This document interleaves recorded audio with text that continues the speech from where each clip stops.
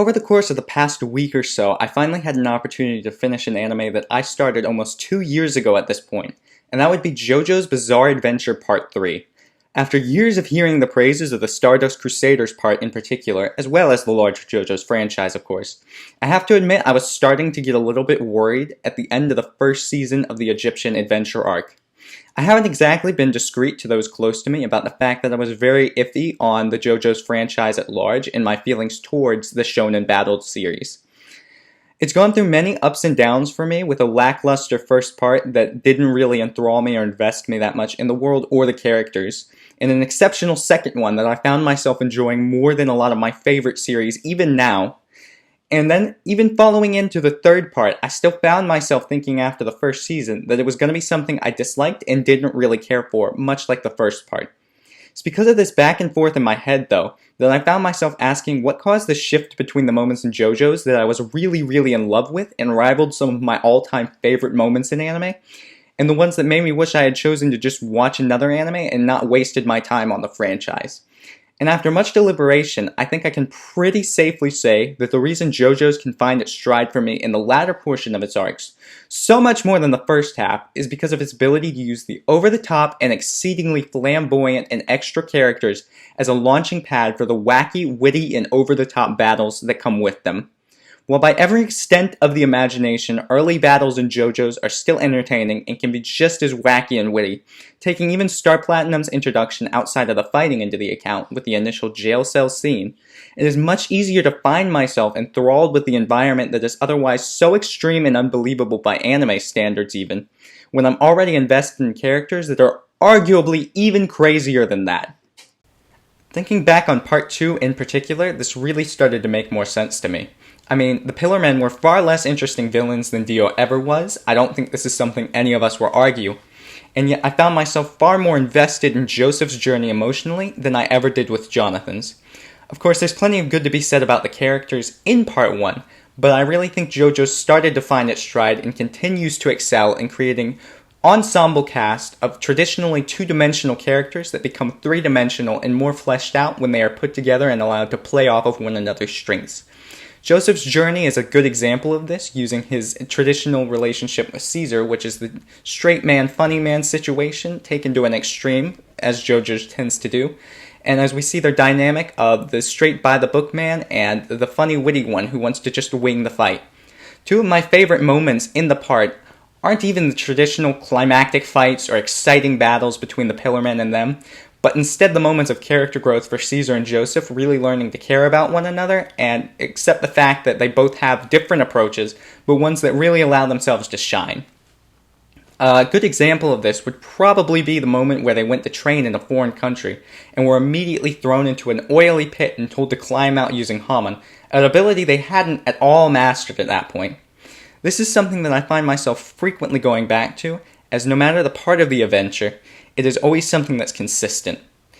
The second example I want to point out from Part 2 is the death of Caesar and the Rock, because that is the moment in which the series proved that although it's funny and witty, it still has an ability to carry emotional impact in a series that is otherwise more focused on having flashy battles of willpower and cracking a high-octane amount of back-to-back jokes that are meant to leave you laughing.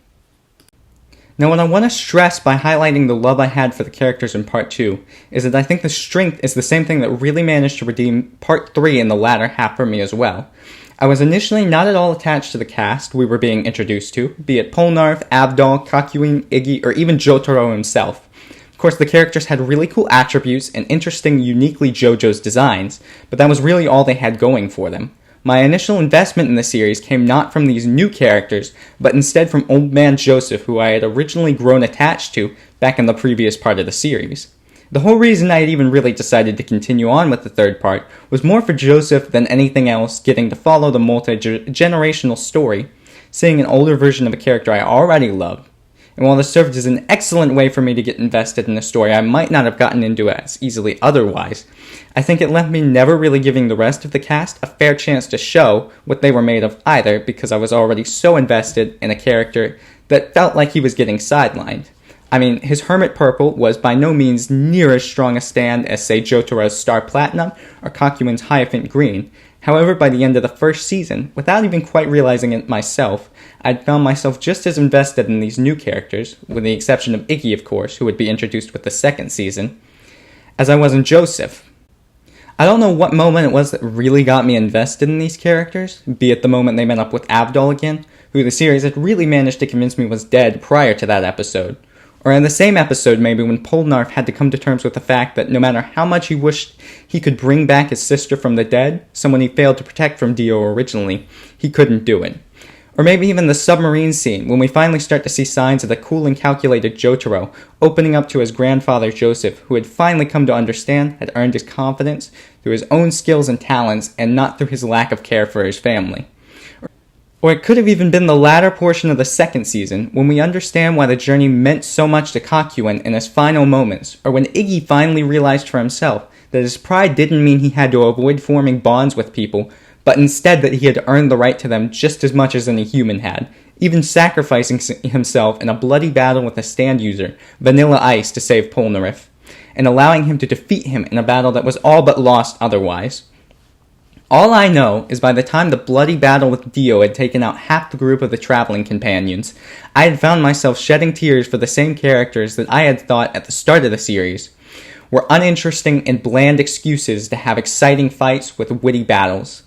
Hell, this even comes down to the main villain of Part 3 as well, Dio. What makes Dio interesting to me is not the fact that he is an unstoppable force that can literally stop time or an immortal vampire, though it does help to add tension to the fights, but it is instead the fact that you truly believe his craving for power and his grudge against the Joestar family has driven him crazy beyond what you could ever believe otherwise, and that the Joestar family's story will not find peace or be allowed to rest in their lives until he is out of the way. I want to stress the point I'm trying to make with this video is not that the fights themselves in JoJo's are uninteresting. Part of the fun in JoJo's is finding the wacky ways in which they use Hama to try and defeat their vampiric and overly buff opponents, and later how the wide variety of stand-based powers would face off against each other in over-the-top and borderline unbelievable ways. I mean, Dio literally had the ability to stop time. Jotaro downright stole that ability within the last 2 episodes of the series. Joseph used his Hermit Purple to swing around like Spider-Man in the final battle. Polnareff could launch the blade out of his sword to perform a last-ditch attack, and Iggy could literally use his stand to become a flying dog. Instead, what I am saying is that the only reason the fights are fun to watch, as they are, at least for me, is because JoJo's has a unique ability to get us as invested in the characters that I don't think I could find myself really caring about in any other environment, and actually making me want to see them pull off some miraculous last-minute victory through a new power they didn't use for some reason in the last life or death battle they were one wrong move away from losing.